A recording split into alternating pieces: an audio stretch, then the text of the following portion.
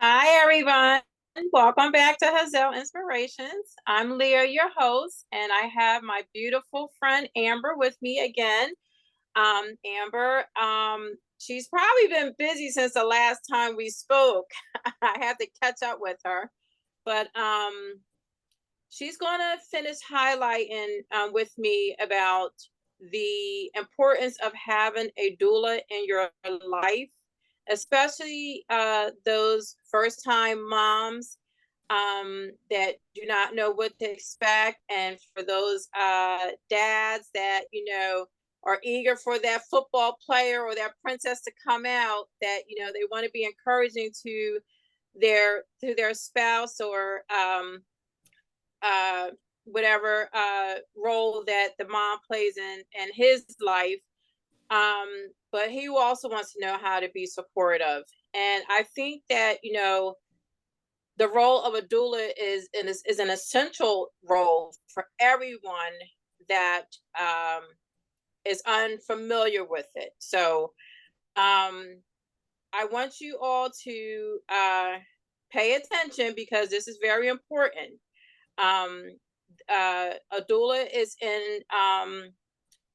an essential person that can be found throughout the United States, correct, Amber? Yes, there's doulas all across the country and Okay, all international right. as So well. Mhm. internet, I didn't know they were international too. Okay. All right, so we're going to have you finish highlighting from me about your role and the importance of, you know, even if you're unable to have a doula personnel in your life, um, it's probably good just to get some, not I don't want to say medical advice. It's probably good just to get some advice from you, and then, later on let them determine. I know you're working with a lot of the hospitals and things, so I'm glad. But why don't you start by introducing yourself again? Let everyone know how they can contact you. And then I want you to highlight your role. I want you to let us know for those new moms that are unsure about what a doula's role is. Sure. So So thank you, Amber. thank you for having me. So hi everyone, my name is Amber Mole. I am a birth and postpartum doula based in the greater Philadelphia area. I can be reached through my email at the doula cheerleader or the doula cheerleader at gmail.com, through my website, the doula cheerleader.com, or through social media platforms at the doula cheerleader. So, in my role, I'm a non medical professional. I provide physical, emotional, and educational support to families throughout their prenatal experience and labor and delivery, and also postpartum. Um, and with that, I like to say that not every family needs a doula. There are families who decide to birth alone, and it's their experience, it's their choice. I know for my parents, they said their birth with myself and my brothers was a sacred experience between the two of them, and that was their decision. But for other families who decide to have a doula, it's been scientifically proven that having someone in the room who is solely focused on the well-being of mom and baby and the family can help increase positive birth outcomes. So we're there to really mother the mothers, to support the mothers, to support the support system, to uplift them in that space. And because there are a lot of emotions throughout the experience. And we're not there to replace anyone. We're an extension of the family and an extension of the support team. So we are solely there to just be there for them. Again, providing that continuous physical support, because it can be a lengthy process for some. For others, it's pretty short. But yeah, so that truly is my role. And today I just wanted to talk about how to find a doula, how to get in contact with one. Because we are in the technological age, you can find doulas on social media, you can find them online. If you type in doulas in my area, you'll be mapped to some who will automatically pop up. We have directories like doulamatch.com or the Black Doula Directory. And there's a lot of other parenting groups, Facebook groups, neighborhood specific groups. If you know anyone who has used a doula, you can always reach out to them and get a referral. But Yes. we are here. We are happy to serve. There's multiple ways to get in contact with us. Some doulas are connected with the local hospitals. Some agencies are connected with the local hospitals. So if you are someone who maybe does not have a support system, or you would like some additional support that maybe your support system cannot provide, that is where we are here to step into that space and to support the entire team. But again, our focus being truly on mom and baby and their well-being, and working with the support system to uplift you in that space and to make sure that you are all covered and well taken care of. Right. Yes. And you know what? One thing I wanted to ask you, and this is just for everyone that is listening, what is this process from the time that a doula is notified to the time that you interact with the family or the expecting mom?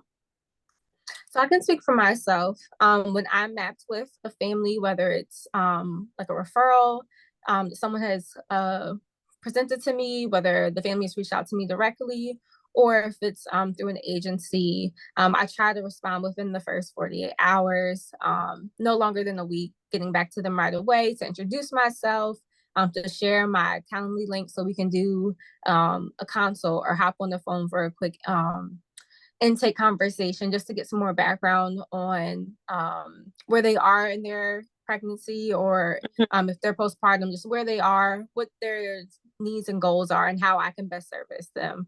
So that truly is my turnaround time. I have had some moms where maybe we've engaged early on in, like, say, their second trimester. So it's more so kind of getting to know them, getting to know me, making sure we are a good fit for each other.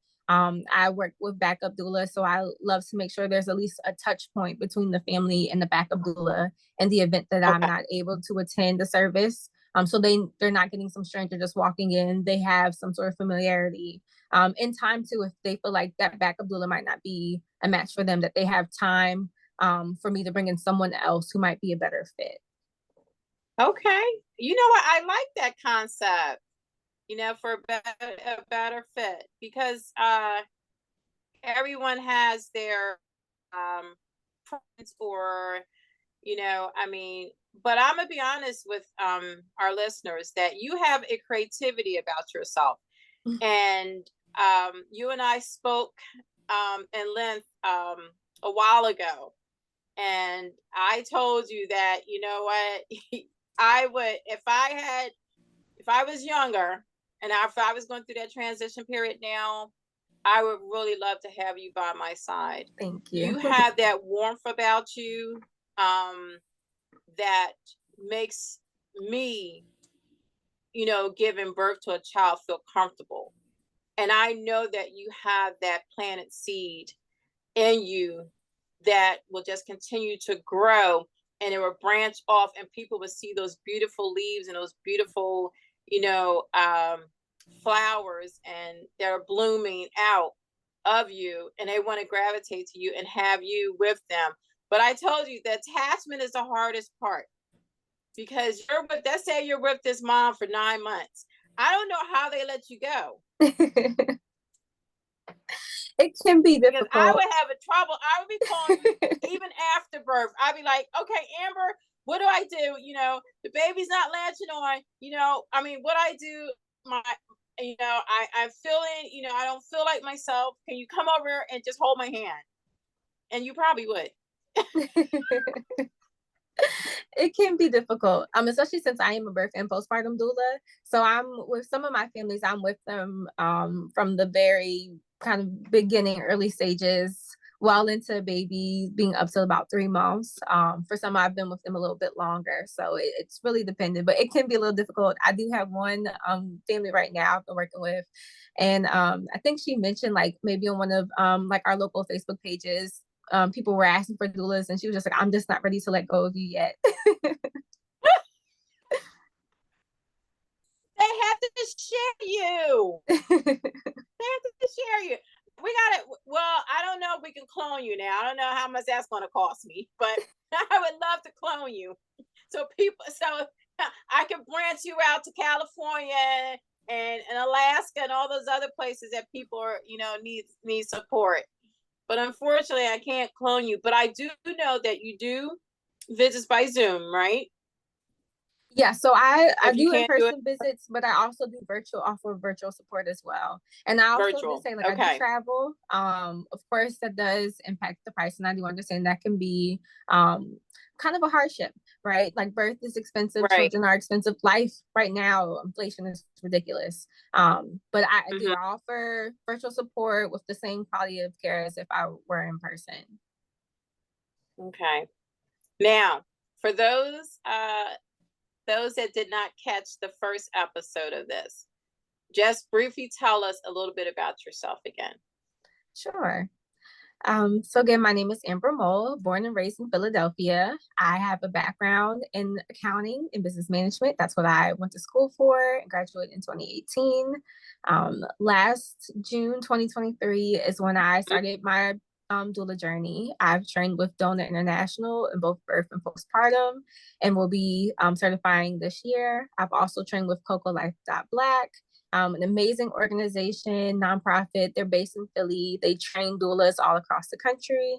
And in addition to those amazing organizations, I'm an independent contractor for the Maternity Care Coalition, an Earth at Doula ambassador. And I, again, have my private practice, the Doula Cheerleader. That's right. You are a beautiful young lady. Thank beautiful you. Young lady. Your parents, I know they patting themselves on the back. I did it. And it's funny because that wasn't your drive. That wasn't your inspiration at first. No. To be a doula. I didn't even know what doulas were, to be honest. It's interesting. Everyone asks me, like, how did you go from accounting to doula work? And before that, it was, how did you get from dancing in high school to accounting in college? So I feel like every step I've taken has just led me into my purpose. But for me, it truly was in high school, sex ed, watching the birth of a baby. I pretty much have been doulaing virtually ever since. I just never knew what doulas were. So wonderful. Yeah, after seeing that birth video, anytime like a birth video pops up on my timeline, I could sit and scroll for hours. Humans, animals, whoever. I'm celebrating. I'm excited. I need to see all the details if they feel comfortable to share. So once I found out what a doula was, I was like, oh, I've always been doing this. It's just now I'm able to actually serve in person or virtually, if you will. I think this, though, I think this is your path. And I hope that where's your journey at in the future? At the last time, where are you going in the future with this?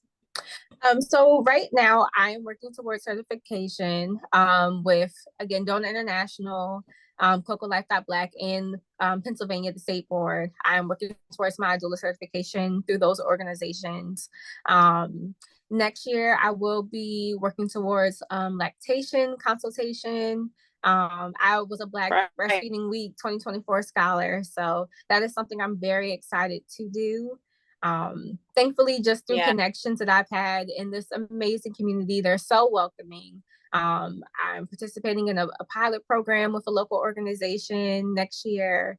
So just really serving wherever I can. And I'm grateful that I've been blessed to have, again, the private clients, the independent contractor clients. I've been able to do some volunteer work through a church organization. So I just feel like wherever I'm being led, I'm trying to be open to the process and just follow.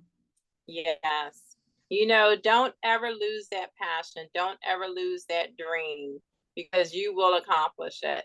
And I want to know that your flyer is up on our website at hazelinspirations.com. So if they need to contact you, your information is on there. And I want them to take advantage of this. I mean, you can be the grandmother, you can be the aunt, you can be the uncle. If you feel so that, your loved one benefit from this inspirational young lady in their life, or any doula in their life, Take advantage of it. I mean, although people say, well, babies, you can have a baby anytime. That's not necessarily true. Babies are, they're delicate. Mm-hmm. And they need to be nurtured the same way that, anybody else needs to be nurtured. And sometimes mom needs a little extra nurturing when she's carrying a baby. So like I said, I really wish that, this had been a service that was offered to me when I was having my children. Unfortunately, it wasn't. I'm very proud to say that now the hospitals are connecting with the doula and making that a service to making it an awareness, because we didn't have that awareness. I mean, they were quick to offer you a condom and birth control, but they didn't offer you any other thing. Okay, well, if you get pregnant, you're on your own. No one's on their own now. Now we have a service that can help you through this journey. Just like service to help individuals through their cancer journey. Now we have a service to help a mom through her journey. And that's very important, because in order for the baby to be healthy, mom has to be healthy, right? Right. Yeah. And you do an excellent job of that. I have a warm, compassionate heart. Thank you. And I want you to stay like that, because when I follow back up with you in about 6 months to a year, when you get that lactation, certification, that degree and everything, I mean, I want our viewers and I want our listeners, I want them to share their stories as well, because you have impacted a lot of women, a lot of families, a lot of men. Oh, we didn't talk about that.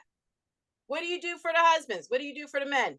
Let's highlight that again. Yes, would love to. Because often too, I feel like sometimes we forget about our men, and they are very important. Yes, they are.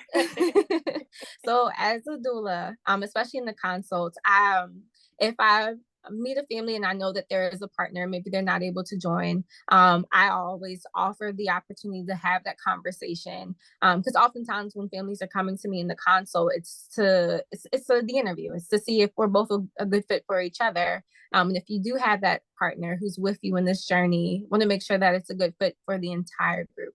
Right. So my support is in those prenatal visits with the family, making sure that everyone feels comfortable with whatever the birth plan may be, or preferences, goals that the family may have, and how they're able to support, recognizing that in labor and delivery, things can change. Again, there's a lot of emotions. Maybe mom said, or the birth person said in the beginning, I want to try all these comfort measures and positions. And then we get there and she's like, don't touch me. I don't want to try. I'm comfortable right here. Then we respect that. We honor that. And I've seen both sides of it, and it's okay. But just navigating like, okay, well, what we thought going in has now changed. How do we move? It's been nice too. I had one induction that was a little long. I want to say it was I was there maybe 21 hours or so from start to finish. And there were times where the partner needed to step out, whether it was to go grab food, or just a mental break or whatever he needed in that space. Just time to replenish, so that way he could be on his A game while he was supporting mom in that space. And having me there was nice to know that, she's not alone. There's someone here for her. If I need to come back for any reason, I have someone that can let me know immediately. So again, just working together. And then there were moments of the birthing experience that were just a little bit too emotional for him, seeing someone that you love in pain. And maybe it's not like excruciating pain, but it's a different pain that you haven't seen them endure.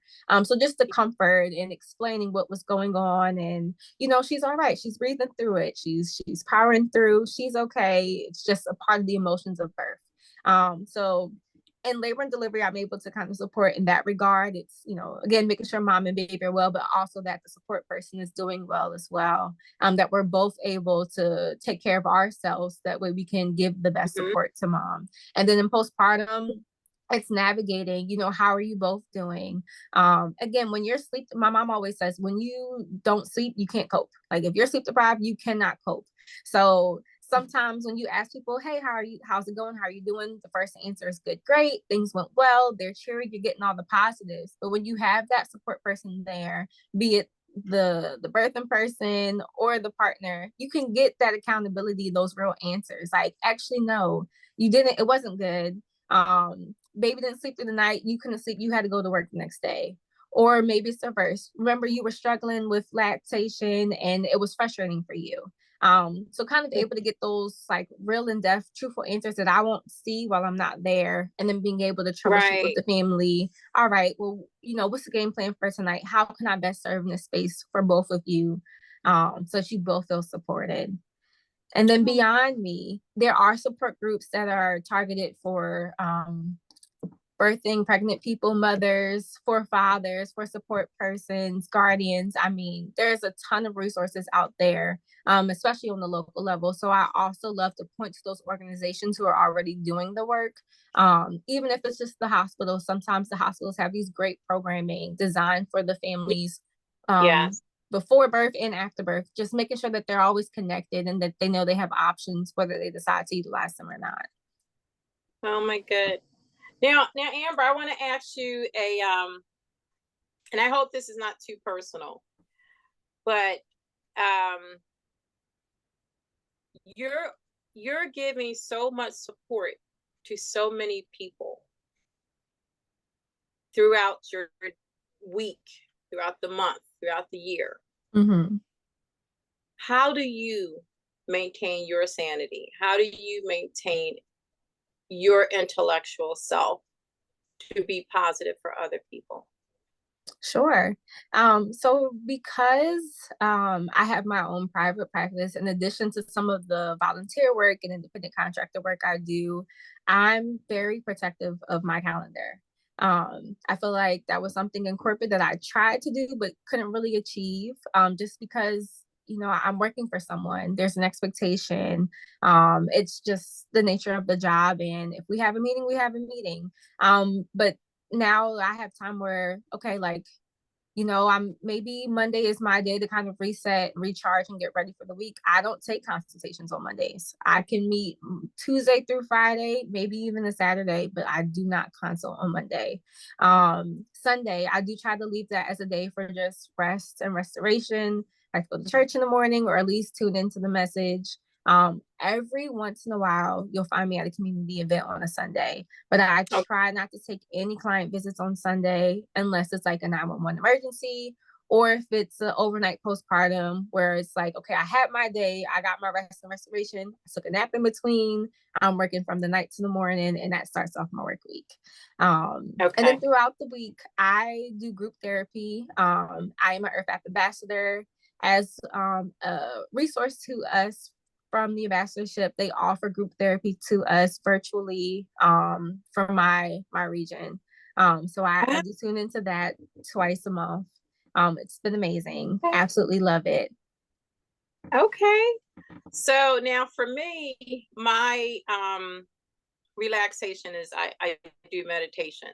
Okay. So I am actually a little bit like yourself, whereas though I try to foretell my calendar to a 9 to 5 or 8 to 4.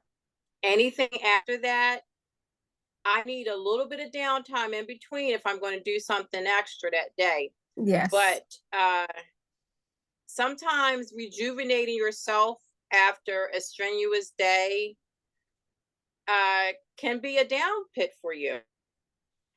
And some people don't know how to handle stress. Some people don't know how to develop their coping skills. And I think if we learn that earlier in life, and if we practice it, like yourself, you knew what the challenges was, and you said, no, we're going to get some organization here, because you know what? How can I support somebody else if I'm not feeling 100%? Correct. So I need to be at my best in order to show them and to be there for them. Because the first thing that I'm going to be honest with you, people can kind of sense when you're not at your best, and you're not giving them the attention that they need. They really can. If I was to see you, Amber, and you didn't smile and you were upset or something, I would know this. This is not Amber. Amber always smiles. Amber's always rejuvenated.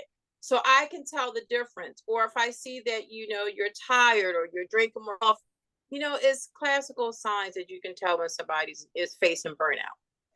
And I applaud you for that, for having that mindset where so you know how to turn it off and turn it on, and you know how to do me time. A lot of people don't know how to do me time. I love me time. And even like after a birth, I will say I am grateful that I've had amazing mentors. Before I even started seeing clients, just amazing mentors that pushed burnout proof plans, that push self-care and self-wellness.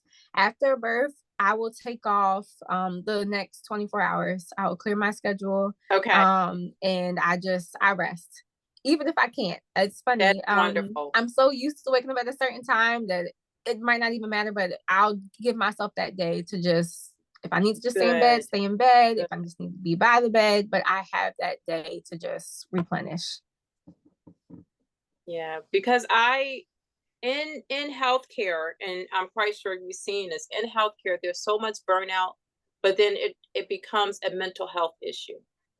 Whereas though we are trying to compensate and try to fix an issue that some people think that we have to turn to medication for, when sometimes all you have to do is just take a step back and analyze your situation and realize that I need to change somewhere, because this is not something that I want to continue to do.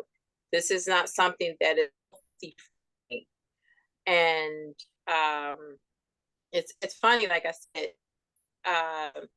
for you to have that mindset and realize that, and here people are in their 40s and 50s and are so burnt out, I mean, you can even tell by the way that they dress, they half dress, they come to work, and it's like I'm here, I showed up, but you're not physically, you're physically here, but you're not mentally here.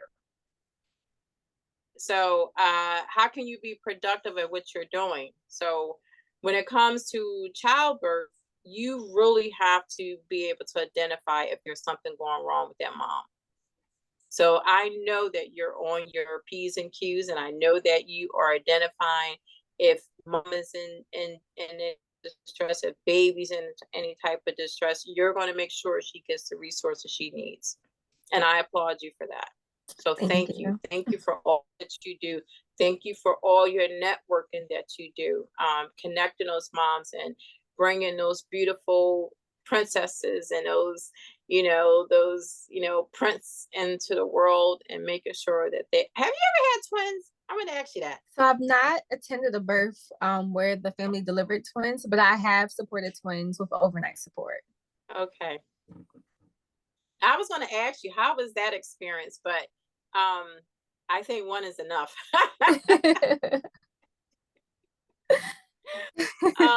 But I want to bring you back, and I wanted to see how you're doing. I want to see what else is out there. I know we had discussed that how we're trying to get doulas approved by insurance companies, some of them too. So yes. I know that's, we got to work with the lawmakers and making sure that that's happening. And I can tell you right now, if that gets approved, you're going to be busy. I'm not going to be able to see you. I'm going to have to get on your calendar. Yeah, I know through the Momnibus Act, Medicaid coverage for doulas, I actually believe that was passed. But again, there's a process of the doulas who are now certified under the state and able to be compensated. They have to apply for each individual MCO. They all have their own different requirements. So I know that process can take some time. I actually just met another doula, I believe in upstate Pennsylvania, who it seemed like she was kind of in the final stages with one. So very excited for her, and just hope that brings her great business and she's just able to serve in a better capacity. But I am hoping that the more doulas who do this, the easier these processes become. So that way people can get the support that they need without the hassle. Yes. And not even just in Pennsylvania, but like throughout the country. Because again, it's every MCO is going to have their own, or insurance company will have their own process and requirements and state. So I'm hoping that with time, it'll just be kind of a streamlined process for all of us. Well, you have my vote. If there's anything that Haz'el Inspirations can do, myself and Lamont, you have our support. You have our support from the other guest presenters that have been here on our podcast. You have our support. We will fight the battle with you, because this is for good. This is an excellent, way of keeping families together, but it's also a way of networking and letting people, and it's an awareness. So yes, you have our support. Thank you. Okay. Give your information one more time before we go to closing. Yes. So again, Amber Mole, or AKA the Doula Cheerleader. I can be found on my website, thedoulacheerleader.com, on social medias at the Doula Cheerleader, and through my Gmail account, it's thedoulacheerleader@gmail.com. So I look forward to connecting with new families, or even new inspiring doulas. Yes, and again, they will see this information. We'll have your information posted. It's up on our website, and it will, even if they have to reach out to us, we'll connect them with you. Okay. Thank you. All right, Amber. I want to see you back in a couple of months. Okay. I want to check in. All right. All right. Thank you. Thank you.